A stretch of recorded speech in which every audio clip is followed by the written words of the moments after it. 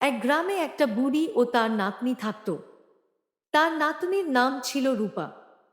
বুড়ি তার নাতনি রূপাকে অনেক ভালোবাসত। রূপা একদিন বুড়িকে বলল সে ইলিশ মাছ দিয়ে ভাত খাবে। একথা শুনে বুড়ি অনেক চিন্তায় পড়ে গেল, কারণ বুড়ির কাছে মাছ কেনার মতো টাকা নেই। বুড়ি পরের দিন সকালে বেরিয়ে গেল মাছ খোঁজার জন্য। বুড়ি হাঁটতে হাঁটতে একটা নদীর ধারে চলে আসলো এবং ওখানে বসে ভাবতে লাগলো যে কিভাবে মাছ কিনবে। এমন সময় নদী থেকে একটা জলপরী উঠে আসলো। বুড়ি জলপরীকে দেখে ভয় পেয়ে গেল।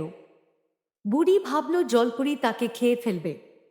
তখনই জলপরী বুড়িকে বলল, ভয় পেও না, আমি তোমাকে খাবো না।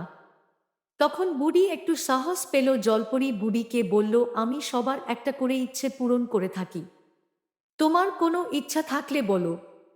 বুড়ি বলল, আমার নাতনির ইলিশ মাছ খাওয়ার খুব ইচ্ছে, একটা ইলিশ মাছ দিলে আমি খুশি হতাম।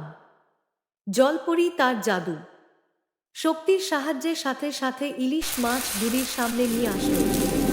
বুড়ি মাছ নিয়ে বাড়ি চলে আসলো। তার নাতনি ইলিশ মাছ পেয়ে খুব খুশি হলো।